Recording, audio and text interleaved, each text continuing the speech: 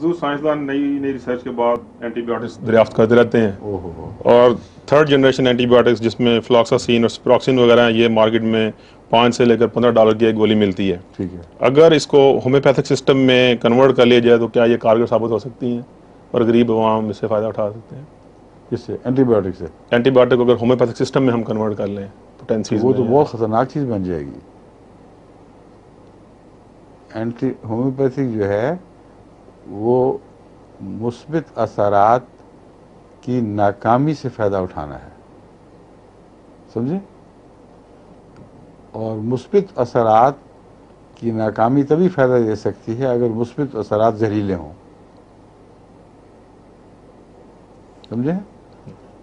اگر آپ کو تو نہیں، یعنی دنیا میں کسی کو زہر کا ایک قطرہ دیا جائے جو اس کی جان لینے کے لیے کافی ہو، اس کو اگر بہت ہی ہلکی حالت میں ہومیوپیتھک طاقت میں تبدیل کر کے دیں تو وہ زہر جو بعض خطرات کا حامل تھا وہ ان خطرات کے بالکل برعکس نتیجے پیدا کرے گا، کیونکہ وہ اتنا ہلکا ہو چکا ہوگا کہ جسم اس کی ہر کوشش کا ایک منفی جواب دے گا۔ وہ کہے گا سر درد ہونی ہے، جسم کہے گا میں نے نہیں ہونے دینی۔ وہ کہے گا گردہ خراب ہو جائے تمہارا، پیغام یہ کہے گا، اور گردہ پہلے ہی اندر خراب ہو تو جسم جاگ اٹھے گا، اچھا یہ بات ہے، یہاں شریر کی شرارت بیٹھی ہوئی ہے، اس کے مقابلے کے لیے وہ اراؤز ہو جائے گا۔